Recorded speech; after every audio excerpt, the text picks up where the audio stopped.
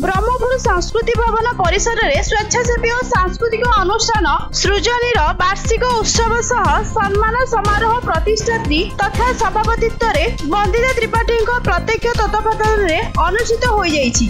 अवसर में 200 रु ऊर्ध्व शिक्षक शिक्षयित्री समेत बहु प्रतिभाधारी व्यक्तित्व को सम्मानित कर मुख्य अतिथि रूपे खलिकोट मान्यवर विधायक पूर्णचंद्र सेठी, सम्मानित अतिथि रूपे जिला बीजेपी सभापति डॉक्टर सुभाष चंद्र साहू, मुख्य वक्ता डीआईटी अध्यक्ष डॉक्टर संतोष कुमार परिडा, वरिष्ठ शिक्षाविद प्रभाकर त्रिपाठी, अध्यापक प्रकाश चंद्र पाणिग्राही, सम्मानित अतिथि भावे डॉक्टर एपीजे अब्दुल कलाम जनकल्याण परिषद सभापति श्री पूर्णचंद्र बेहेरा जोग देइथिले। तत्सहित कर्नल अशोक त्रिपाठी, सुदीप साहू, रश्मिता दलाई, प्रणीता स्फोटा, अस्मिता महांती, प्रणव पंडा, संग्राम पाढ़ी, संध्याराणी पट्टनायक, पुष्पलता पाणिग्राही, सावना दास, शिवानंद बारिक, रायरंजन नंद, भारती पात्र, मिहिर त्रिपाठी, देवी प्रसाद सुबुद्धि, प्रशांत पात्र, मनोज पात्र, रोटरी प्रेसिडेंट स्वाधीन पात्र प्रमुख उपस्थित रही सहयोग करथिले।